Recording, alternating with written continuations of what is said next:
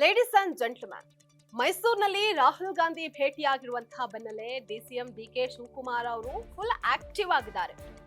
DK Shivakumar ಅವರಿಗೆ ಅದೇನೋ ಒಂದು ವಿಶೇಷ ಶಕ್ತಿ ಬಂದಿದ್ಯಾ ಅನ್ನುವಂತಹ ಪ್ರಶ್ನೆಗಳು ಹುಟ್ಟುಕೊಂಡಿದೆ.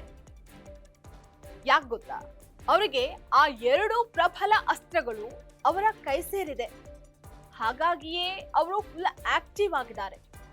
ಹಾಗಾದ್ರೆ ಡಿಕೆ ಶಿವಕುಮಾರ್ ಅವರ ಬಳಿ ಇರುವಂತಹ ಆ ಪ್ರಬಲ ಅಸ್ತ್ರಗಳು ಯಾವ್ಯಾವ್ದು ಅಂತ ನೋಡ್ತಾ ಹೋಗೋಣ.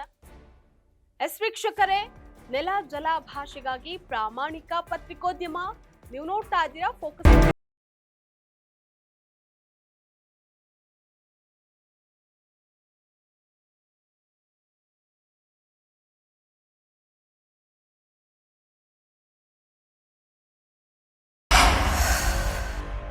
ರಾಜ್ಯ ರಾಜಕಾರಣದಲ್ಲಿ ಸಿಎಂ ಕುರ್ಚಿ ಕದನ ಸದ್ಯಕ್ಕೆ ತಣ್ಣಗಾದಂತೆ ಕಂಡು ಬರ್ತಾ ಇದೆ.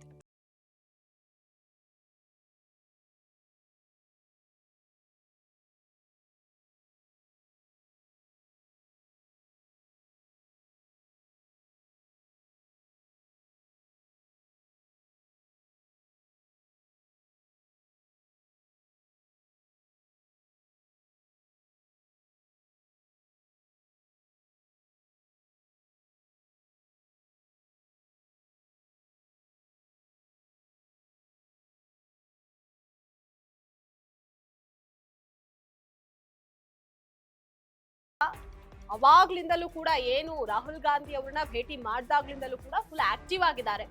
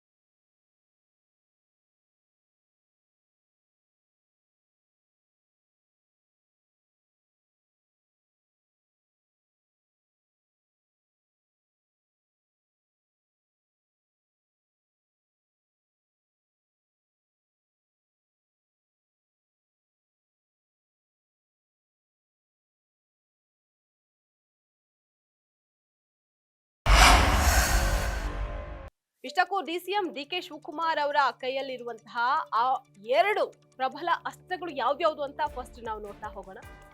ಅದೊಂದು ಹೈಕಮಾಂಡ್ ನಾಯಕರಿಗೆ ಹೇಗೆ ಧರ್ಮ ಸಂಕಟವನ್ನ ತರುತ್ತೆ, ಡಿಕೆ ಶಿವಕುಮಾರ್ ಅವರಿಗೆ ಹೇಗೆ ಅದರಿಂದ ಲಾಭ ಆಗುತ್ತೆ ಅನ್ನುವಂಥದ್ದನ್ನ ನೋಡೋದಾದ್ರೆ ಅದು ಬೇರೆ ಯಾವುದೂ ಅಲ್ಲ, ಒಂದು ಅಸ್ಸಾಂ ಚುನಾವಣೆ, ಮತ್ತೊಂದು ಬೆಂಗಳೂರಿನಲ್ಲಾಗಲಿರುವಂತಹ GBA ಎಲೆಕ್ಷನ್. ಈ ಎರಡೂ ಎಲೆಕ್ಷನ್ ಡಿಕೆ ಪಾಲಿನ ಬ್ರಹ್ಮಾಸ್ತ್ರ ಆಗಿದೆ. ಇವುಗಳನ್ನ ಪರಿಣಾಮಕಾರಿಯಾಗಿ ಬಳಕೆ ಮಾಡ್ಕೊಳ್ಳೋದಕ್ಕೆ ಡಿಕೆ ಶಿವಕುಮಾರ್ ಅವರು ಕೂಡ ಮುಂದಾಗಿದ್ದಾರೆ. ಹೇಳಿ ಕೇಳಿ ಎರಡೂ ಚುನಾವಣೆಗಳು ಹೈಕಮಾಂಡ್ಗೆ ಪ್ರಮುಖ ಆಗಿದೆ. ಯಾವುದನ್ನು ಕೂಡ ಇಲ್ಲಿ ಬಿಟ್ಕೊಡುವಂತಿಲ್ಲ. ಈ ಚುನಾವಣೆಗಳಲ್ಲಿ ಕಾಂಗ್ರೆಸ್ ಗೆಲ್ಲೋದಕ್ಕೆ ಡಿಕೆ ಶಿವಕುಮಾರ್ ಪಾತ್ರ ಏನಿದೆ ಅದು ಅತಿ ಮುಖ್ಯವಾಗಿರುತ್ತೆ.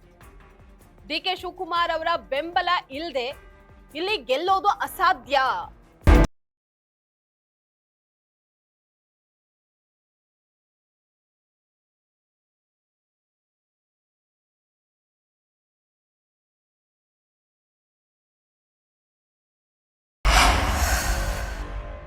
ಇದನ್ನ ಸ್ಪಷ್ಟವಾಗಿ ಅರಿತಿರುವಂತಹ ಡಿಕೆ ಶಿವಕುಮಾರ್ ಅವರು ಅದನ್ನೇ ಬಂಡವಾಳ ಮಾಡ್ಕೊಳ್ಳೋದಕ್ಕೆ ಹೊರಟಿದ್ದಾರೆ.